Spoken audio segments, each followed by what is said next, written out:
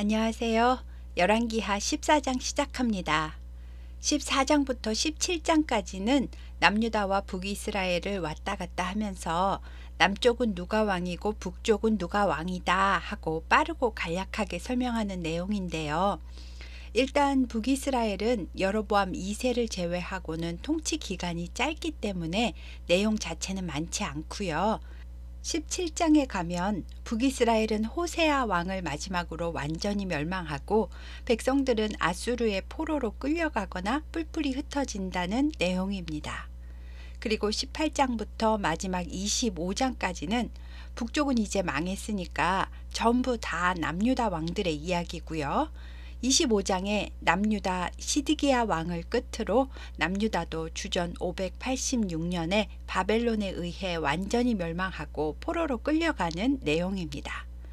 결국 남북 이스라엘이 다 망하게 되는 이야기인데요. 열왕기 상하는 나라가 망한 뒤에 포로로 끌려간 후세대들에게 나라가 왜 망할 수밖에 없었는지 알려주기 위해 쓰여진 책이라는 것을 기억하시고 어찌해서 망하는 길로 가게 되었는지 그것을 잘 살피시면서 읽으시면 좋겠습니다. 14장을 보면 북쪽 요아스 왕 2년에 남쪽은 남쪽 요아스의 아들 아마샤가 25세의 왕이 되는데요. 아마샤는 29년을 다스렸고요. 그의 어머니는 예루살렘 사람 여호앗단이라고 합니다. 이 아마샤도 여호와 보시기에 정직히 행하기는 했지만 산당을 제거하지 않아서 백성들이 여전히 산당에 분향하는 죄를 짓게 그냥 두었다라고 합니다. 그런데 아마샤의 아버지 요아스가 어떻게 죽었는지 기억나시나요? 제사장 고모 부인 여우야다가 죽고 나자 아세라에게 가서 절을 하던 요아스는 급기야 책망하는 고모부의 아들 스가랴마저 돌로 쳐서 죽였기 때문에 보다 못한 그의 신하들에 의해 반역으로 죽게 되었습니다. 다른 나라나 북이스라엘은 반역을 일으키면 그 반역자가 왕이 되잖아요. 그런데 남유다는 하나님께서 다윗의 자손이 영원히 왕위를 이을 거다라고 언약하셨기 때문에 다윗의 후손을 계속 왕으로 세운다는 걸 기억하시고요. 요아스의 아들인 아마샤 입장에서 보면 자기 아버지가 신하들에게 죽임을 당했기 때문에 계속 백성과 신하들의 눈치를 보는 그러한 모습을 보입니다. 아마샤는 먼저 자기 세력 기반을 든든히 한 후에 자기 아버지를 살해한 신하들을 처형했는데요. 왕을 죽인 자의 자녀들은 처형하지 않았다고 합니다. 그 이유가 하나님의 율법책에 아버지의 죄로 자녀를 죽이지 말고 자녀의 죄로 아버지를 죽이지 말라는 그 율법 말씀에 따른 것이라고 합니다. 아마샤의 업적은 군대를 잘 정비해서 원래 자기들의 속국이었던 에돔을 다시 정복을 하고 셀라를 다시 장악해서 이름을 욕드엘이라고 바꿨다고 하는데요. 셀라는 에돔의 수도였던 것 같고요. 욕드엘은 하나님에 의해 정복되다라는 뜻을 가지고 있습니다. 아마샤가 여기까지는 참 잘했는데요. 에돔을 정복하고 나니까 교만해져서 이번엔 북이스라엘 왕에게 편지를 써서 어디 한번 붙어보게 오라고 선전포고를 했다는 겁니다. 당시 북이스라엘 왕이었던 요아스는 교만한 아마샤를 레바논의 가시나무에 비유하면서 레바논 가시나무가 레바논 백향목에게 내 딸을 내 아들과 결혼시키게 보내라 하는 오만불손하고 말도 안 되는 소리를 하면 레바논 들짐승들이 지나가다가 가시나무를 짓밟아 버리는 거야 하면서 자만하며 까불다가 화를 자초하지 말고 니네 땅 예루살렘으로 그냥 돌아가거라 하고 대답을 했답니다. 그런데도 남유다 아마샤는 계속 북쪽을 도발했고 북쪽 요아스는 본때를 보여주겠다고 예루살렘 쪽으로 올라와서 유다 땅 벳세메스에서 대면을 하였습니다. 괜히 도발했다가 여기서 아마샤는 요아스에게 사로잡힌 채로 자기 수도 예루살렘까지 끌려 들어왔고요. 북쪽 아마샤는 예루살렘 성벽을 에브라임 문에서부터 성 모퉁이 문까지 400규빗을 다 헐어버리고 여호와의 성전과 왕궁 곳간에 있는 금, 은 이런 모든 기물들을 탈취하고 또 사람들을 볼모로 잡아서 사마리아로 데리고 갔답니다. 교만이 왜 패망의 선봉인지 그대로 이해가 되는 내용입니다. 그리고 시간이 더 흘러서 북쪽 요아스 왕은 죽고 그의 아들 여로보암 2세가 북쪽 왕이 되었고요. 남쪽 아마샤는 북쪽 요아스가 죽고도 15년을 더 생존합니다. 남쪽 아마샤는 하나님을 전적으로 의지하지 않았고 쉽게 교만해지는 왕이었나 봅니다. 정확한 이유는 나와 있지 않지만 예루살렘에 또 반역이 일어났습니다. 자기 아버지처럼 죽을까봐 두려운 아마샤는 예루살렘 남서쪽 약 48km에 있는 라기스 성으로 도망을 갔답니다. 라기스 성은 요새화된 성이었고 자기가 왕이니까 라기스 성읍 사람들이 자기를 지켜줄 거라 생각한 겁니다. 하지만 라기스 성읍 사람들의 보호를 받지 못했고 예루살렘에서 보낸 자객에 의해 아마샤는 살해당했답니다. 아마샤의 아버지 요아스도 그의 아들 아마샤도 반역으로 죽임을 당했습니다. 그래도 또 남유다는 아마샤의 아들 아사랴를 16세에 왕으로 세웁니다. 이 아사랴가 우시야 왕인데요. 아사랴는 여호와는 도움이시다 라는 뜻이고 우시야는 나의 힘은 여호와시다 라는 뜻입니다. 성경은 이 두 가지 이름을 계속 섞어서 사용하는데요. 이름이 두 개라도 같은 사람임을 기억해 두시기 바랍니다. 아사랴는 엘랏을 건축해서 유다에 복귀시켰다고 하는데요. 엘랏은 에돔의 무역항인 에시온게벨 근처의 항구를 말하고요.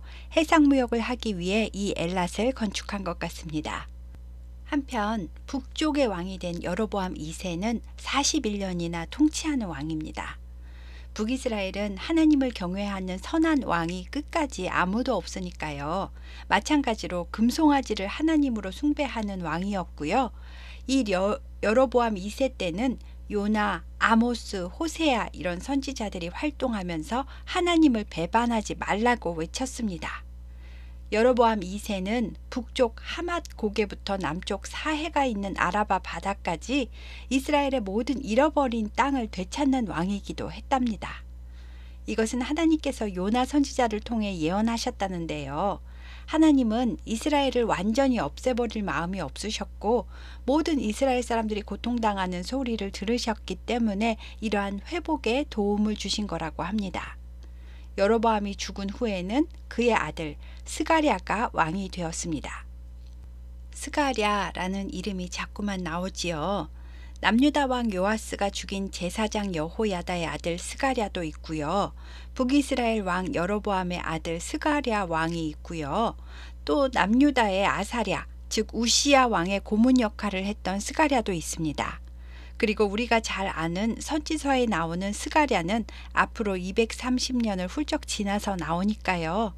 여호와께서 기억하셨다라는 뜻인 이 이름은 흔한 이름이라서 이 외에도 성경에 자꾸만 나오니까요. 헷갈리지 마시고 잘 기억해 두시면 좋겠습니다. 15장에 다시 남유다로 가서요. 북쪽 여로보암 2세 27년에 남쪽은 아사랴, 즉 우시야가 16세의 왕이 되었는데 이 아사랴는 무려 52년을 다스린 왕이었고 그의 어머니는 예루살렘 여자 여골리아였답니다. 우시야 왕의 고문 이름도 스가랴인데요. 하나님의 묵시를 밝히 하는 이 스가랴 고문이 살아있는 날 동안에는 우시야가 하나님을 잘 찾고 잘했는데 그래서 하나님이 형통하게 해주셨는데 이 우시야도 산당을 헐지 않았고요. 나중에는 교만해져서 자기 맘대로 성전에 들어가서 자기가 분향하려고 하다가 하나님께서 치셔서 나병에 걸리게 된답니다. 그리고 죽는 날까지 별궁에서 살게 되고 별궁에서 사는 동안 아들인 요담이 나라를 다스리게 됩니다. 이 유다 왕 아사랴, 즉 우시야의 38년에 여로보암 2세의 아들인 스가랴가 왕이 되었는데요. 이 북이스라엘 스가랴 왕은 6개월 만에 반역으로 죽게 되고 반역을 일으킨 야베스의 아들 살룸이 왕이 됩니다. 그래서 예후의 왕가가 4대 동안만 지속될 거라고 하신 하나님의 말씀이 성취가 되었는데요. 예후 다음으로 여호아스, 요아스, 여로보암 2세, 스가랴 이렇게 4대 만에 예후 왕가가 끝났습니다. 하지만 스가랴를 죽인 이 살룸 왕도 한 달 만에 자기도 반역으로 죽게 되는데요. 가디의 아들 므나헴이 반역을 일으키고 자기가 왕이 되었는데 이 사람은 아주 잔악한 사람이었습니다. 이스라엘 사람들은 이 므나헴을 왕으로 인정하려 하지 않아서 그 중에 딥사 성읍 사람들은 므나헴 왕에게 성문을 열어주지를 않았다고 합니다. 화가 난 므나헴은 이 성읍 사람들을 아이벤 부녀의 배를 가르는 등 잔혹하게 살해하고 본보기로 삼았답니다. 그렇지만 요단강 동편 쪽은 끝까지 므나헴을 인정하지 않았고요. 요단 동편은 군대 장관 르말야의 아들인 베가라는 사람을 지지하면서 므나헴과 대립 상태를 이루었습니다. 그러니까 북이스라엘 공식 왕은 므나헴이지만 요단강 서쪽인 사마리아 쪽은 므나헴이 다스리고 동쪽은 베가가 다스리고 이렇게 북이스라엘은 12년 동안 동과 서로 분열이 되는 겁니다. 므나헴 왕은 10년 동안 나라를 다스렸고요. 아수르 왕 불이라는 사람이 이스라엘을 치려고 왔습니다. 그동안 이스라엘은 다메섹을 수도로 한 아람 나라가 계속 괴롭혔잖아요.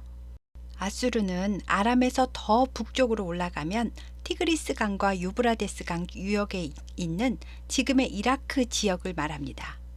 성경에는 여기서 아수르가 처음 등장하는데요. 이 아수르 왕 불이라는 사람은 디글랏 빌레셋 3세를 말하고요. 불이라는 이름은 바벨론식 이름으로 아수르가 바벨론을 2년 동안 지배했던 시기에 붙여진 이름이라고 합니다. 므나헴은 은 1000달란트를 불에게 주고 그의 도움을 받아 자기 기반을 굳건히 하려고 하였습니다. 그래서 이스라엘 부자들에게 강제로 은 50세겔씩 내게 해서 그 은을 모아서 아수르 왕 불에게 주었습니다. 그래서 불은 공물을 받고 아수르로 돌아갔답니다. 므나헴은 왕이 된 지 10년 만에 죽었고 그의 아들 부가히야가 대신하여 왕이 되었는데요. 이때는 남유다 아수르 왕 50년의 해였습니다. 하지만 부가히야는 2년밖에 다스리지 못했고요. 요단 동쪽에서 통치하고 있던 베가가 길르앗 사람 50명을 데리고 사마리아 왕궁으로 쳐들어와서 경호부대 주둔지인 왕궁 호위소에서 부가히야 왕을 죽이고 자기가 북이스라엘 전체 왕이 되었습니다. 그러니까 베가 왕은 므나헴 통치 기간 10년, 부가히야 2년 이렇게 12년 동안은 요단강 동편을 다스렸고 그 후 8년은 북이스라엘 전체 왕으로 다스렸기 때문에 합의 20년을 다스렸다라고 말하는 겁니다. 이 베가도 역시 여로보암의 죄에서 떠나지 않았고요. 이 베가 왕 때 아수르 왕 디글랏 빌레셀이 북이스라엘에 쳐들어와서 이온과 아벨벳, 마아가와 야노아와 게데스와 하솔과 길르앗과 갈릴리와 납달리 온 땅을 점령하고 그 백성을 사로잡아 아수르로 데리고 갔습니다. 그리고 이 베가도 역시 반역으로 죽게 되는데요. 남쪽 우시아 왕의 아들 요담 20년에 엘라의 아들 호세아가 반역을 일으켜 베가를 쳐 죽이고 자기가 대신 왕이 되었고요.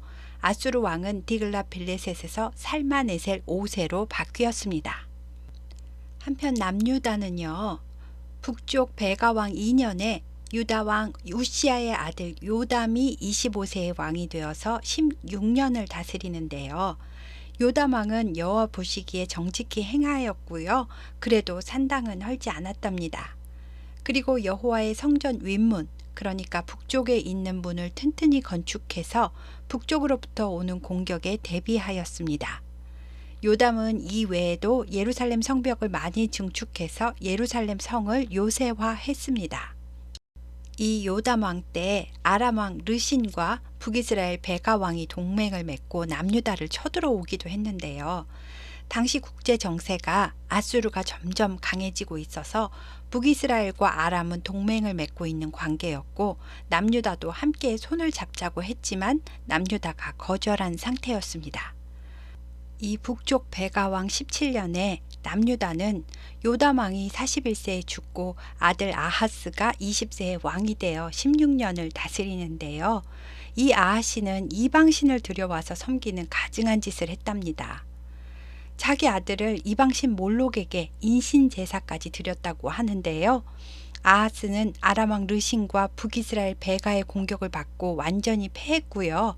엘랏, 그러니까 에시온 게벨 항구 근처에 있는 엘랏 항구를 빼앗기고 아람은 거기에 있는 유다 사람들을 다 쫓아내고 아람 사람들이 이주해서 살게 하였답니다. 이곳은 무역상 아주 중요한 항구였습니다. 상황이 이런데 아하스는 하나님을 의지하지 않고 강대국 아수르에게 사자를 보내 도움을 요청합니다. 성전에 있는 은과 금, 왕궁에 있는 은금을 다 싸서 아수르 왕 디글랏빌레셋에게 보내면서 아람과 이스라엘이 나를 치려고 하니까 도와달라고 했습니다. 아수르 왕은 이 말을 듣고 아람의 수도 다메섹을 먼저 쳐서 점령하고 아람 왕 르신도 죽이고 아람 백성들을 다 자기 땅 기르로 끌고 갔답니다. 아수르는 민족 말살 정책을 썼는데요. 정복한 땅의 백성을 많이 끌고 가고 그 땅에 자기 백성들을 두어 살게 하면서 혈통이 보존되지 못하게 다 섞어버리는 겁니다. 그러면 혈통도 섞이고 종교도 다 섞여서 후세대는 이것도 저것도 아니게 되는 겁니다. 이렇게 아람 땅은 주전 733년에 아수르에 의해 완전히 멸망당했습니다. 남유다 아하스 왕은 아수르에게 감사를 전하려고 아람의 수도 다메섹을 점령하고 다메섹에 있는 디글랏빌레셋 왕을 만나러 갔습니다. 당시에 아수르 왕은 신에게 제사를 지내는 자기 제단을 가지고 다녔다고 하는데요.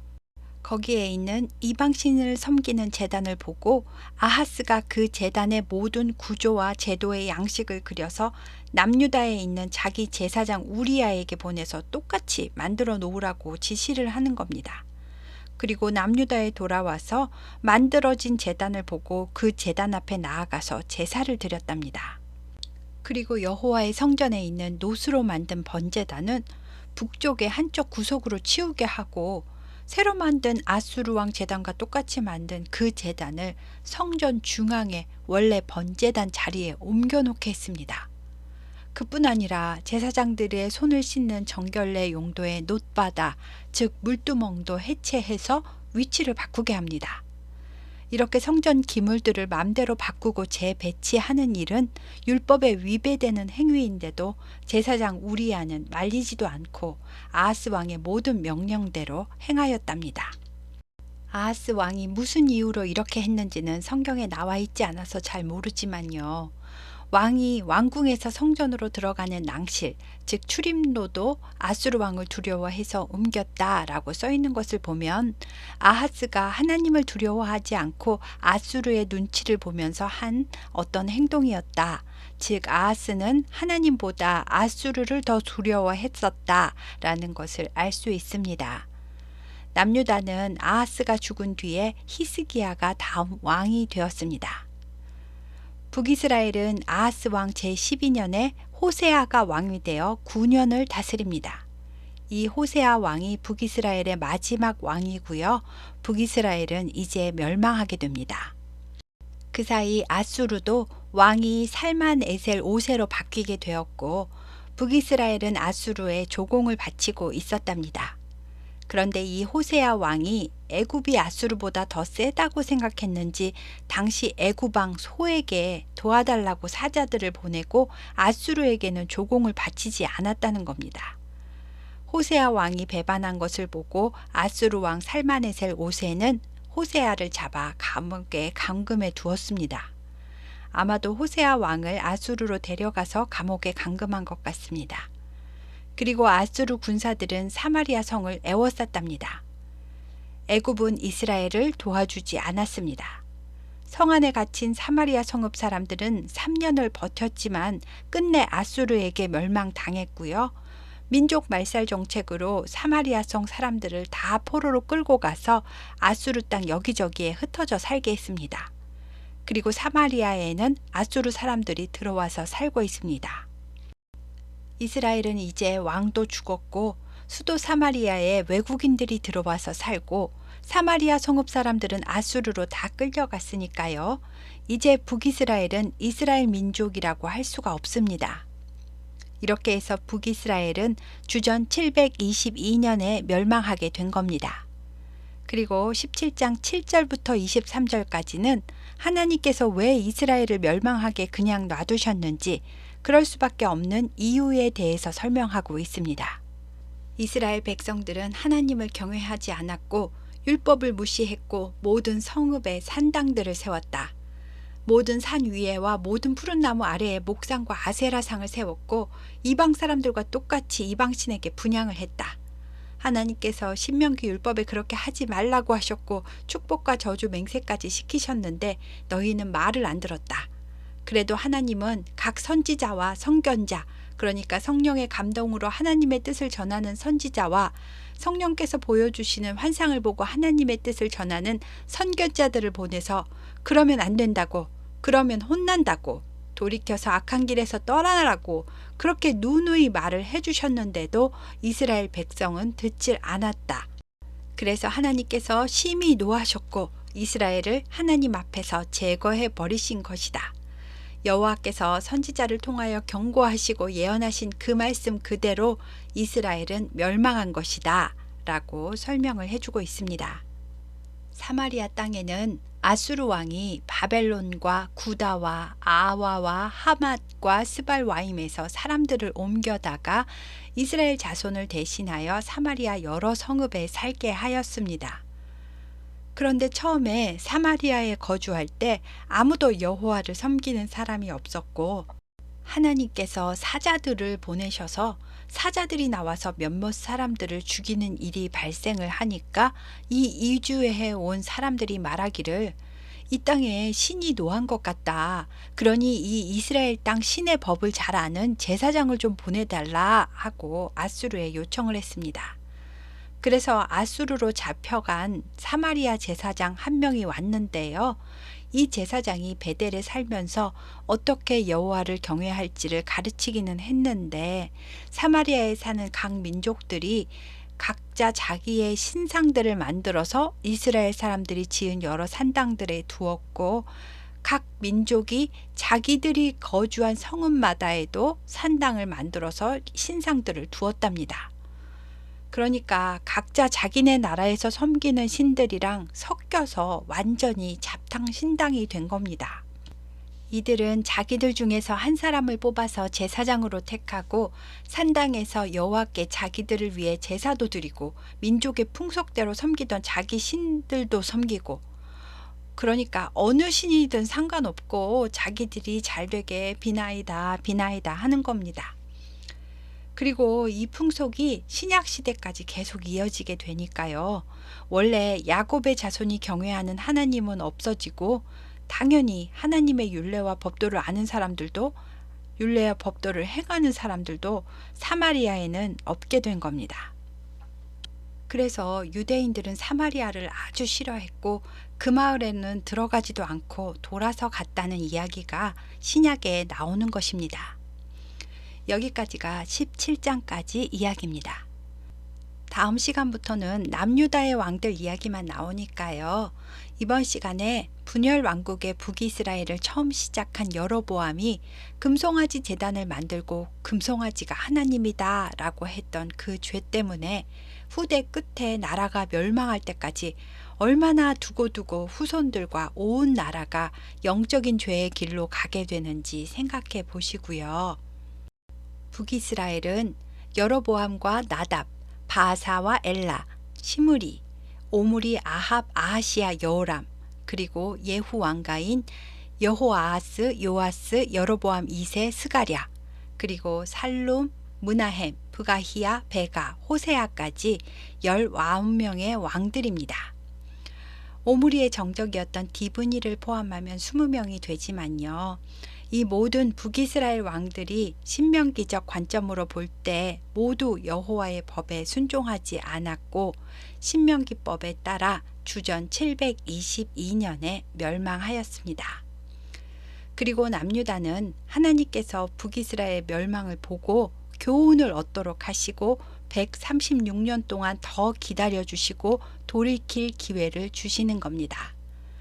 하지만 끝내 주전 586년에 남유다도 멸망하게 되는 이야기가 다음 시간부터 나옵니다. 감사합니다.